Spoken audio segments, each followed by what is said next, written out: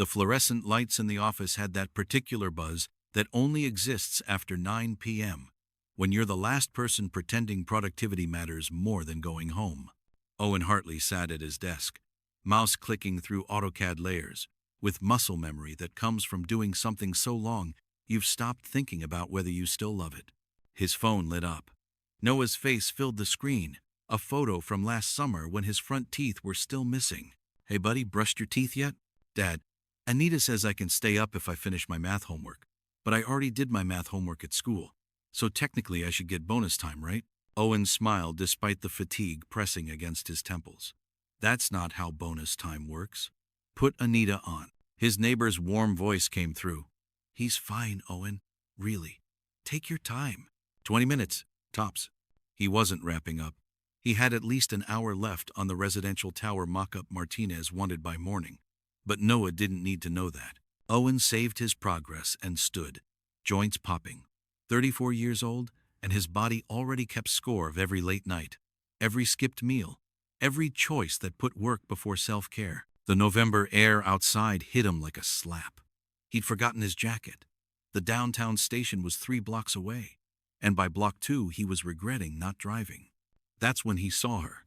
Celine Armitage stood under the amber station light like a film noir character in the wrong movie. Her blazer hung off one shoulder, hair escaped from whatever precision she'd imposed that morning, and she was jabbing her finger at a rideshare driver who looked 2 seconds from canceling. "I said the Paramount Building, not Paramount Street. Are you deliberately stupid or just incompetent?" Owen's first instinct was to keep walking. His second instinct was the same. His third instinct, the one that made decisions for him, involved his feet changing direction. The driver threw up his hands. "Lady, I don't get paid enough for this." The car pulled away, leaving Celine swaying on heels that suddenly seemed 3 inches too high for her center of gravity. She turned. Her eyes took 3 seconds to focus on Owen's face. "You, Miss Armitage, are you okay?" "I'm spectacular, Owen. I just burned a bridge with the only driver willing to pick up downtown this late. My phone is at 7%, and my keys are." She looked at her empty hands like they'd personally betrayed her. Somewhere, Owen spotted them immediately next to the bench, catching the light like a tiny accusation. He picked them up. "These?" She stared at them, then at him, and something shifted in her expression. The armor cracked just enough for him to see what lived underneath. It looked like exhaustion, wearing a shame costume. "Why are you here?" she asked. "I work late sometimes, live north, so I cut through the station." "No. Why are you here? Talking to me, picking up my keys like some kind of," she gestured vaguely, "person?" Owen had worked for Celine Armitage for 6 years. He'd seen her demolish incompetent contractors with 3 sentences, negotiate impossible vendor rates, and approve designs with critical precision that made architects cry in bathroom stalls. He had never, not once, seen her drunk. "Quick question before we continue. Where are you watching this from? Drop your city or country in the comments." "Let me call you a car," he said. "I can call my own car. Your phone's at 7%. Then I'll wait for it to charge. Miss Armitage." He kept his voice level, the same tone he used when Noah was being stubborn about vegetables. "It's late, it's cold, and you're not in great shape to be standing here alone." She studied him with eyes that couldn't quite track properly. "You know what your problem is, Owen? You're too nice. People like you finish last, because you keep stopping to help people like me, and people like me eat people like you for breakfast. Good thing it's nighttime then." She blinked, then laughed. Different this time. Softer. Almost real. "Fine. Call your car." Owen pulled out his phone and ordered the ride. 7 minutes away. They stood in silence before Celine spoke again. "I'm not usually like this, messy. I don't do messy. Messy is for people who can afford mistakes." Owen said nothing. Sometimes silence was the kindest response. "You know what I did today? I sat in a meeting with 6 men who make less than me, no less than me, and contribute a fraction of what I do, and I smiled while they explained my own strategy back to me, like I was an intern who needed mentoring. That sounds frustrating." "Frustrating? Sure. Let's call it that instead of soul-crushing institutional misogyny. I'm too tired to fight anymore." The car pulled up. Owen opened the door. Celine didn't move. What if I don't want to go home? She asked quiet. Then where do you want to go? Somewhere that doesn't have furniture I picked because it looked good in a magazine. Somewhere that doesn't echo when I walk through it. Owen's chest tightened. He knew that feeling. Had lived in it for 8 months after Jennifer left. How about we start with your place, and tomorrow you can figure out where else you want to be. She looked at him for a long moment. You're going to make me feel like I owe you. You don't owe me anything. Everyone wants something, Owen. What do you want? The question hung too big and too honest. Right now? I want to make sure my boss doesn't pass out on a bench and end up as a local news story. She snorted. They'd love that. Celine Armitage, found intoxicated and incoherent. Film at 11. She got in the car. The drive took 12 minutes through empty streets. Celine leaned her head against the window, eyes half closed, and Owen sat wondering what sequence of choices had led to this specific awkwardness. Her building had a doorman and abstract art in the lobby. Getting her upstairs involved delicate negotiation between her insistence that she was fine and the observable reality that she needed his arm to stay vertical. Celine's apartment looked exactly like he remembered from 2 years ago when he dropped off documents during a blizzard. Clean lines, expensive minimalism, floor-to-ceiling windows, everything in its place, nothing alive. No photos, no books, no dishes in the sink. It looked like a hotel room where someone had been staying temporarily for 5 years. Water? He offered. Top cabinet left of the sink. Owen filled a glass and brought it to her. She'd collapsed onto the leather sofa, shoes kicked off, blazer finally giving up and sliding to the floor. She drank half the glass in one go. Why are you nice to me? Why wouldn't I be? Because I'm not nice to you. I'm not nice to anyone. I criticize your designs. I overload your schedule. I forget to say thank you when you stay late fixing other people's mistakes. You also taught me half of what I know about load-bearing architecture and gave me a raise last year when I didn't ask for one. She blinked, surprised. You remember that? It's how I afforded Noah's new bike. Yeah, I remember. Something shifted in her expression. The armor fell away completely, leaving something unbearably human. I kept one of your designs. From years ago, the mixed-use concept you presented for the Berlin pitch. Owen went very still.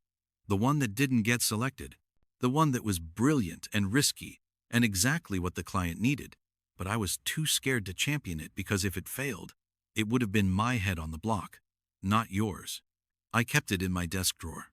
Sometimes I take it out and look at it and hate myself for being a coward. The words settled like sediment, heavy and undeniable. Owen didn't know what to say. The Berlin pitch had been 4 years ago, back when he still believed good work automatically got recognized. You should go home, Celine said, but it came out small. Your son is waiting. Will you be okay? I'm always okay. That's my whole thing.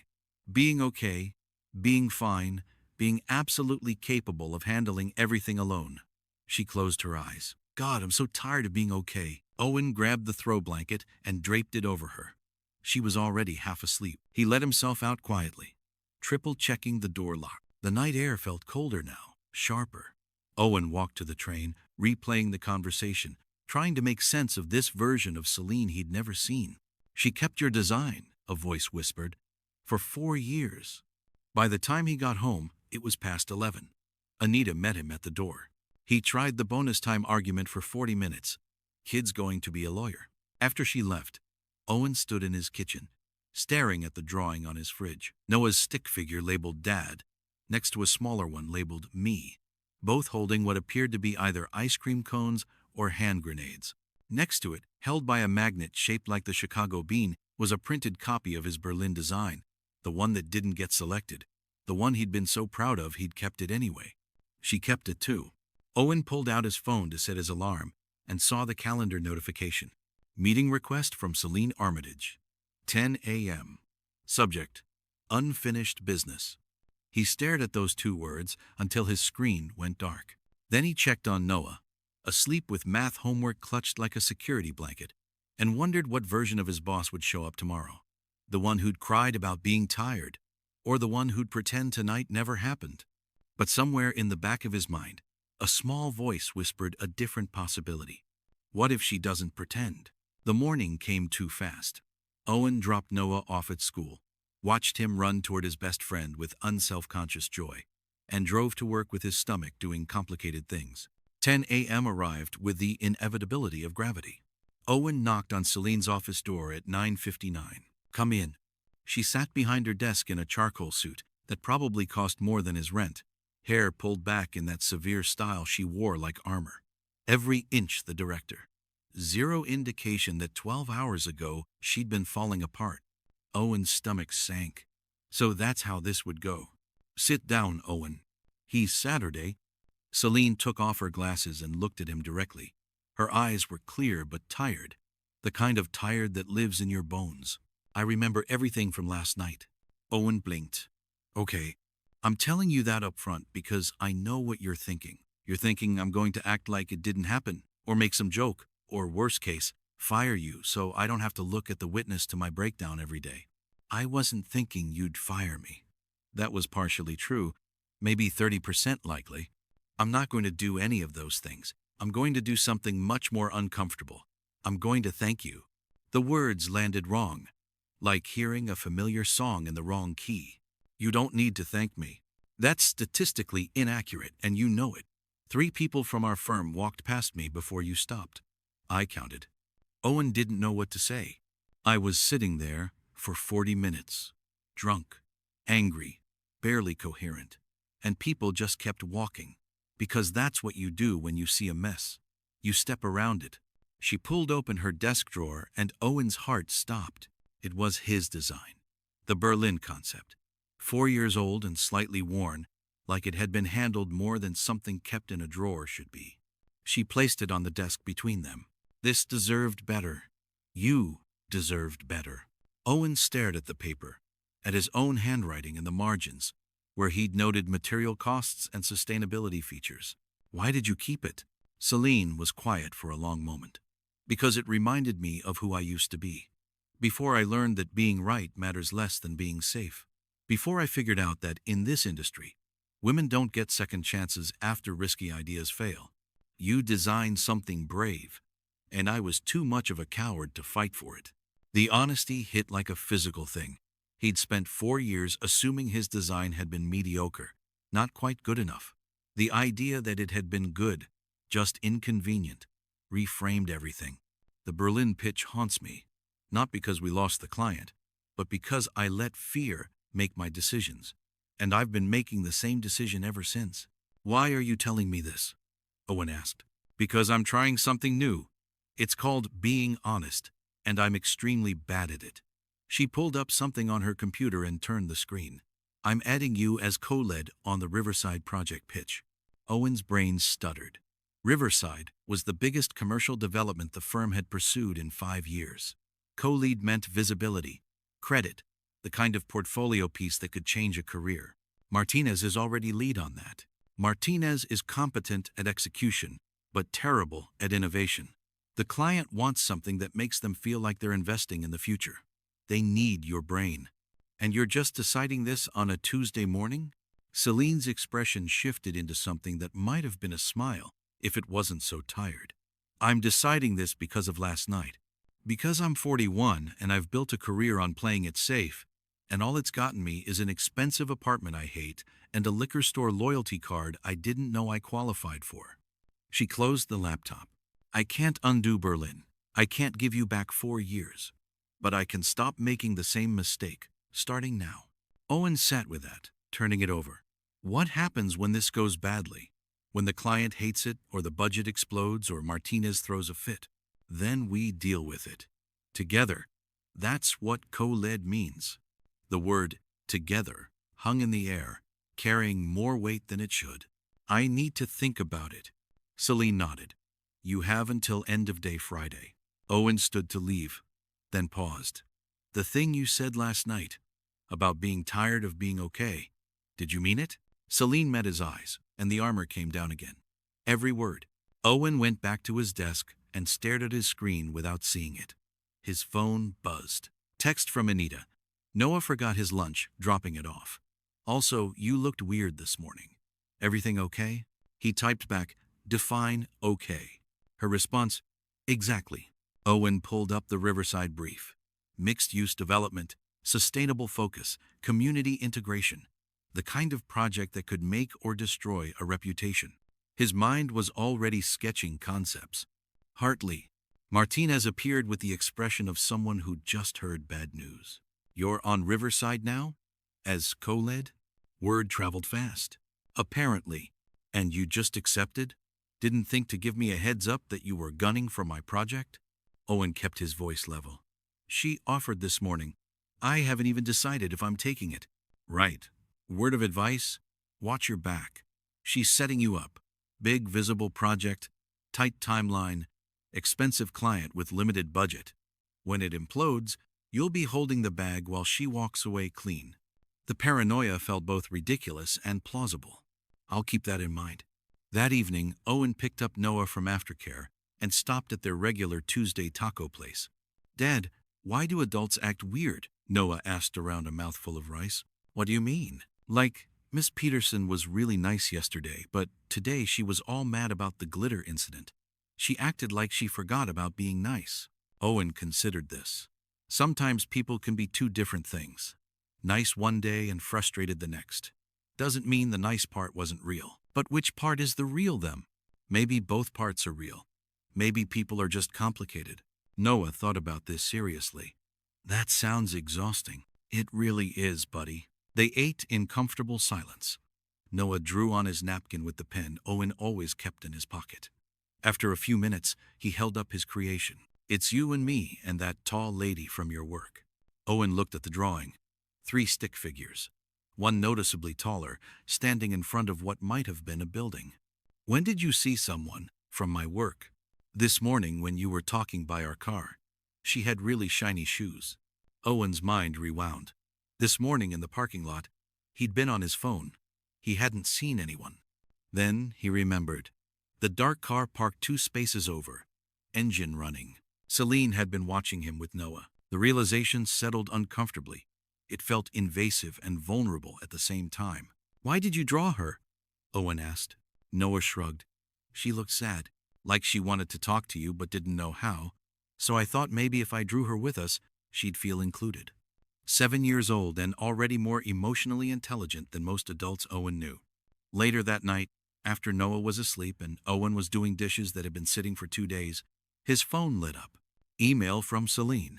Sent at 10:47 p.m. Subject. No pressure. The body contained a single attachment. A revised project timeline for Riverside. Not the standard timeline Martinez had been working with. This one had buffer periods built in. Realistic milestone dates. Contingency windows for revisions. The kind of timeline that suggested someone had actually thought about how humans work. At the bottom. If you say yes, we do this right or not at all. Owen stared at his phone for a long time. From the living room, he could see Noah's drawing on the fridge. 3 stick figures holding hands. He thought about Berlin. About 4 years of playing it safe.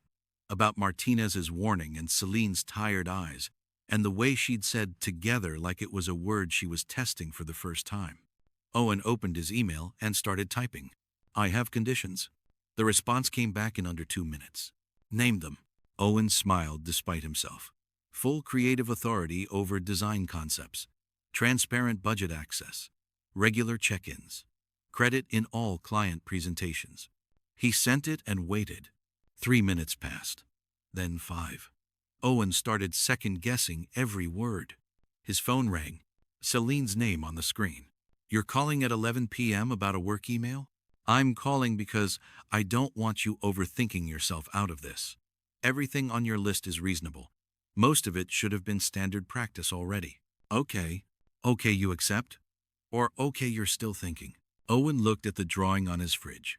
Looked at his laptop, already open to concept sketches he'd started, without deciding to start them. Okay, I accept. But I need you to understand something. If this goes wrong, if you change your mind, or decide it's too risky, or revert back to safe choices, I'm not going to quietly disappear into the background. I'm done being invisible. Silence on the other end, long enough that Owen wondered if he'd crossed the line. Then Celine laughed, quiet and surprised. Good. I was worried you were going to be too nice about this too. They talked for another 20 minutes about timelines and client expectations. By the time Owen hung up, it was past midnight, and he had 3 pages of notes and the strange feeling of having just changed something fundamental. Text from Celine. Thank you. For last night. For today. For not letting me pretend. Owen stared at the message. He typed back. Thank you for not pretending. 3 dots appeared, disappeared, appeared again. Finally, this is going to be complicated, isn't it? Owen smiled. Probably. See you tomorrow, co-lead. In her apartment across the city, Celine sat at her dining table with a glass of water, and Owen's Berlin design spread out.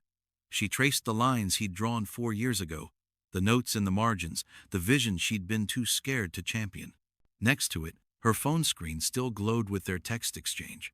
She picked up a pen and started sketching modifications to the Riverside timeline, improvements to make this actually work instead of just look good on paper. For the first time in longer than she could remember, Celine felt something that might have been hope or might have been terror, possibly both. She worked until 2 a.m., until her hand cramped and her eyes burned, until she had something that looked less like a corporate strategy and more like a partnership. Before bed, she did something she hadn't done in years. She pulled out her personal sketchbook from graduate school that she'd stopped touching when she decided serious professionals didn't doodle. On a fresh page, she drew the outline of a building. Not Riverside. Something else. Something that existed only in the space between what was safe and what was possible. At the bottom, in handwriting she barely recognized as her own, she wrote, "What if we actually tried?" The question sat on the page like a dare. 3 weeks into the Riverside project, Owen realized 2 things simultaneously. First, working with Celine when she wasn't actively sabotaging herself was terrifyingly effective. Second, Martinez was going to make both their lives miserable until this was over. The client meeting was scheduled for Thursday. Owen had spent the previous weekend refining the concept while Noah built Lego towers on the floor beside him, occasionally offering architectural critique that was surprisingly valid. "That part looks tippy, Dad." "It's called a cantilever, buddy. It's supposed to look tippy." "But what if people get scared it's going to fall?" Owen had stared at his 7-year-old, then at his design, then added structural elements that made the cantilever feel more grounded. The client loved it, called it bold but reassuring. Now they were 3 days from the presentation, and Celine had shown up at his apartment with materials to review, which was how she ended up standing in his kitchen, looking at Noah's crayon drawing on the fridge like it was a museum piece. The drawing was titled "The Sad Tower Lady" in Noah's uneven handwriting. It showed a tall figure standing next to a very tall building, both rendered in various shades of gray and blue. "He draws what he sees," Owen said quietly, handing her coffee in a mug that said, "World's Oakiest Dad." Celine was quiet for a long moment. "I didn't realize I was that obvious. Kids see things adults pretend not to notice." She touched the edge of the drawing, careful not to smudge it. "When did he draw this?" 2 weeks ago. After he saw you in the parking lot that morning." "I wasn't spying. I was just." She trailed off, searching for words. "I wanted to see what it looked like. A person who has their life together." Owen almost laughed. "Celine, I'm doing dishes from 3 days ago. My son thinks bonus time is a constitutional right, and I haven't had a full night's sleep in 7 years. I don't have anything together. But you have this." She gestured at the apartment. The drawings on the fridge, the shoes by the door, the half-finished Lego tower on the coffee table. "You have something that feels lived in. My place looks like a stage showroom." Before Owen could respond, Noah appeared in the doorway in dinosaur pajamas, rubbing his eyes. "Dad, I had a dream about the Tippy building falling, but then it grew wings and flew away, which doesn't make architectural sense, but dreams are weird like that." He stopped, seeing Celine. His face lit up with the kind of unfiltered recognition kids have before they learn to hide their reactions. "You're the tower lady. Did you see my drawing? I made you less sad in the new one, but Dad said we should wait to show you." Celine looked at Owen, who shrugged apologetically. "There's a new one?" Noah ran to his room and came back with a piece of construction paper.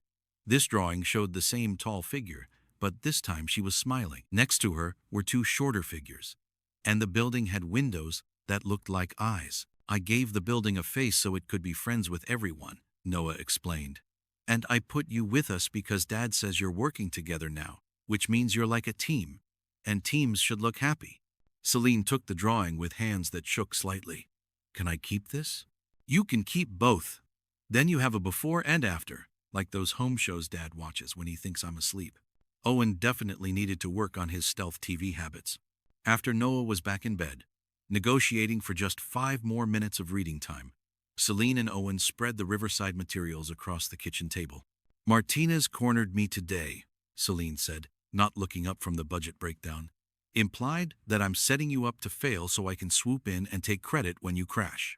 He told me the same thing 3 weeks ago. And you still said yes. I said yes because I'm tired of wondering what might have happened if I'd taken risks. Also because you looked me in the eye and promised we'd do this right. Celine finally met his gaze. What if I can't keep that promise? What if I panic halfway through and revert to old patterns? Then I'll remind you that a 7-year-old thinks you're capable of being happy. And kids are usually right about these things. She smiled, small and uncertain. He really sees me as the tower lady? He sees you as someone who's tall enough to reach high places, but forgot to build a door so people could visit. Celine was quiet for a moment. That's uncomfortably accurate. They worked until midnight, refining the presentation, anticipating client questions, building redundancies into the budget. At some point, Anita knocked on the door with cookies she'd accidentally made too many of, which was Anita's way of checking on Owen without being obvious about it. You must be the boss, Anita said, handing Celine a cookie without waiting for confirmation. Owen mentioned you've been working together. He did? Said you're finally letting him do the job he's been capable of doing for years. Took you long enough. Owen wanted to sink through the floor. But Celine just laughed. You're absolutely right. It did take too long. Anita nodded, satisfied. Well, don't mess it up now. This one's got enough on his plate without workplace drama. After she left, Celine looked at Owen with something that might have been amusement or might have been respect. Your neighbor is terrifying. She's protective. It's different. No, I'm pretty sure it's the same thing. They went back to work, but the atmosphere had shifted. Less like boss and employee, more like two people trying to build something that mattered. Around 1 a.m., Celine closed her laptop and rubbed her eyes. I need to tell you something about Berlin. Owen looked up from the sketches he'd been annotating. The pitch failed because I submitted a watered-down version of your concept. Took out all the innovative elements, made it safe and boring and exactly what I thought they wanted. They went with another firm because our proposal had no vision. She pulled out her phone and showed him an email, 4 years old, from the client, explaining why they'd chosen the competition. We need bold thinking, not cautious repetition. Owen read aloud. I blamed the client. Told everyone they didn't understand good design. But the truth is, I didn't trust your vision enough to fight for it. And we lost because of my fear, not your work. Owen sat with that for a long moment. Why are you telling me this now? Because if we're doing this, if we're actually partners on Riverside, you need to know who you're working with. I'm not the person who takes risks. I'm the person who plays it safe and then resents myself for it later. So change. It's not that simple. It actually is. You just decide to do something different, and then you do it. Scared or not. Celine laughed, but it came out raw. You make it sound easy. I didn't say easy. I said simple. There's a difference. She looked at him for a long time, and Owen saw the exact moment she made a decision. Okay, then I'm deciding something right now. The Riverside presentation, we're doing your full vision. No watering down, no safety nets. If it fails honestly. Owen's heart rate kicked up. That's a significant risk. That's the point. I'm done half committing to things and wondering what might have been. They shook on it, and Owen tried to ignore how her hand felt in his, warm and slightly calloused, like she'd spent years holding pencils and building models before she'd gotten promoted into management and stopped touching the actual work. The presentation was on Thursday at 2 p.m. By Wednesday night, Owen had rehearsed so many times that Noah could recite the sustainability features from memory. Dad, I know you're nervous, but you've practiced this like 100 times. You're going to be great. When did you get so wise? I've always been wise. You just weren't paying attention. Thursday morning arrived with the weight of consequences. Owen dropped Noah at school, drove to the office, and found Celine already in the conference room, setting up the presentation materials with the precision of someone trying to control the only variables available. "You're here early," Owen said. "I didn't sleep. Kept thinking about all the ways this could go wrong. And I decided that I'd rather fail trying something brave than succeed at something safe. So let's do this." The client arrived at 1:55. 3 executives from a development company that specialized in urban renewal projects, all wearing the kind of watches that cost more than Owen's car. Martinez sat in the back corner with an expression that suggested he was already composing his told-you-so speech. Owen started the presentation, talked about community integration, sustainable materials, mixed-use spaces that created economic opportunity without displacing existing residents. The design balanced commercial viability with actual human needs. Celine jumped in seamlessly, covering the financial projections, the timeline, the risk mitigation strategies. They moved like they'd been doing this for years instead of weeks. Halfway through, the lead executive stopped them. "This is ambitious." Owen's stomach dropped. Ambitious was code for risky, which was code for no. "It is," Celine said. And Owen heard her voice steady in a way that felt like courage. "It's ambitious because your brief asked for something transformative, not incremental. We can make this safer, more conventional. But then you'd be getting the same proposal every other firm is offering." The executive smiled. "Show us the rest." They did. Owen walked them through the elevation details, the material choices, the phasing plan that allowed for adaptive reuse of existing structures. Celine handled the questions with the kind of confidence that came from actually believing in what they'd built. By the time they finished, it was almost 4 p.m. The executives exchanged looks. Then the lead spoke. "We'll need to discuss internally, but I'll be honest. This is the first proposal that actually addressed what we asked for instead of what you assumed we wanted. We'll be in touch by end of week." After they left, Owen sat in the conference room, adrenaline slowly draining. Martinez appeared in the doorway. "That was either brilliant or career suicide. Guess we'll find out Friday." Celine stood. "Either way, it was honest. I'm done apologizing for that." Martinez left shaking his head. Owen looked at Celine. "We really just bet everything on this, didn't we?" "We did. How do you feel?" "Terrified. Exhilarated. Like I might throw up." "Same. Want to get coffee and panic together?" They ended up at the diner 3 blocks from the office, the kind of place with cracked vinyl booths and coffee that tasted like it had been sitting since morning. Celine ordered decaf, which Owen had never seen her drink before. "Cutting back," she explained. "Turns out drinking 6 cups a day and wondering why I'm anxious all the time might be related." They sat in comfortable silence for a while, watching the city move past the window. "Thank you," Celine said finally, "for pushing me to do this right. Thank you for letting me. For not pretending you forgot what happened at the station." "How could I forget? It was the first time in years someone helped me without wanting something in return." "I wanted something." She looked up, surprised. "What?" "I wanted to know if the person who kept my Berlin design in her drawer was the real you, or if the person who buried it was.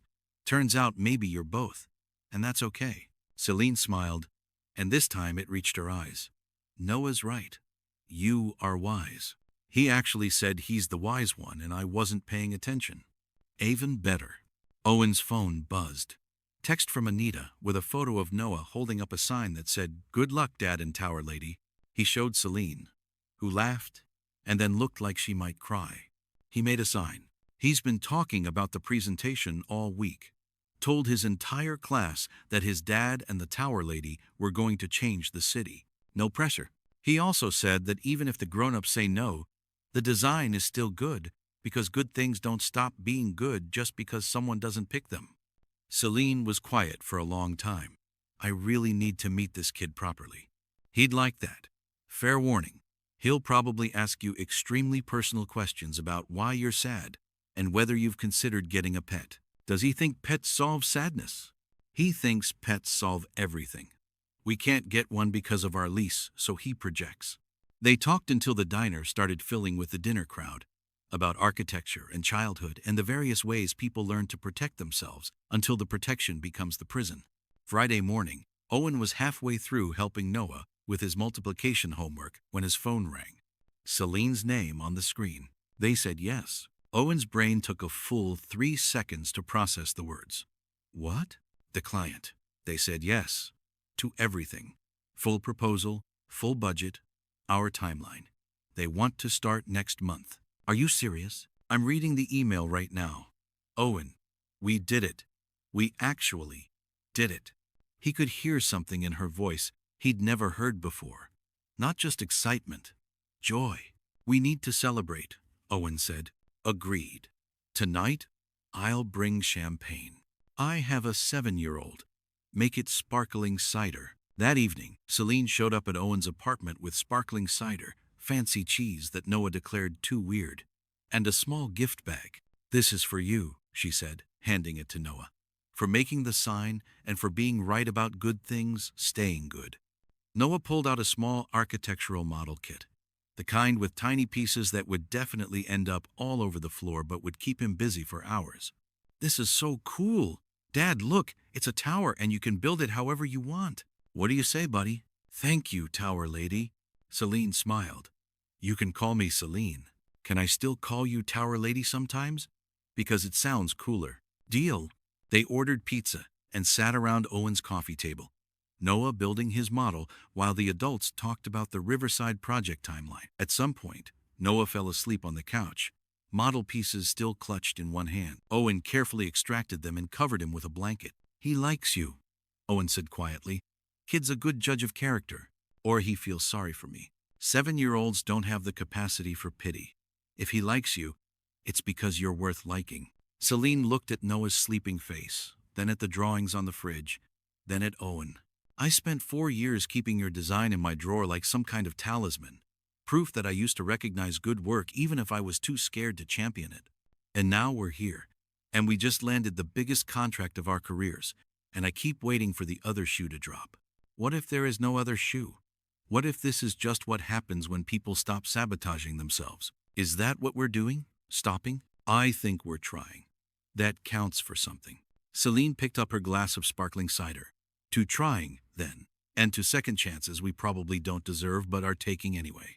They clinked glasses, and Owen tried to ignore the fact that this moment felt significant in ways that had nothing to do with work. After Celine left, Owen cleaned up the pizza boxes and Noah's scattered model pieces. His phone buzzed. Text from Celine. Thank you for tonight. For everything, really. I haven't felt this hopeful in years. Owen stared at the message, thumb hovering over the keyboard. Finally, same here. See you Monday, partner. See you Monday. Owen set his phone down and looked at the drawings on his fridge. The sad tower lady and the happy tower lady, side by side. Before and after. He thought about Berlin and second chances and the strange way life sometimes gave you exactly what you needed in the package you least expected. In her apartment across the city, Celine sat at her dining table with Noah's drawing spread out in front of her, the one where she was smiling, standing with Owen and Noah, the building behind them looking friendly instead of imposing. Next to it, she'd placed Owen's Berlin design and the Riverside approval email. She pulled out her old sketchbook and opened to the page where she'd written, "What if we actually tried?" Below it, in fresh ink, she added, "We did, and it worked." The words sat on the page, like a promise kept. For the first time in longer than she could remember, Celine looked at her reflection in the dark window and didn't see someone playing a part. She saw someone trying, someone building something real instead of something safe. It was terrifying and uncomfortable, and nothing like she'd planned. It was also the most honest she'd been in years. Monday would bring new challenges, client meetings, Martinez's continued skepticism, the massive undertaking of turning a proposal into reality. But tonight, in 2 apartments across the city, 2 people who'd stopped pretending sat with the fragile, complicated hope that sometimes the bravest thing you can do is let someone see who you really are. And sometimes, if you're lucky, they'll see you and stay anyway. The Riverside project would take 18 months to complete. There would be setbacks and budget fights and moments where both of them questioned every choice that led them here. But there would also be victories. Small ones, like Noah's school using their sustainable design concepts for a class project. Big ones, like the development winning an award for community integration. And there would be drawings. So many drawings. On fridges and in sketchbooks and pinned to office walls. Reminders that sometimes the best things we build aren't structures at all. They're the spaces we create for each other to be honest, to be scared, to be brave enough to try. And sometimes, that's more than enough. Don't forget to like and subscribe and tell us in the comments what you thought about it.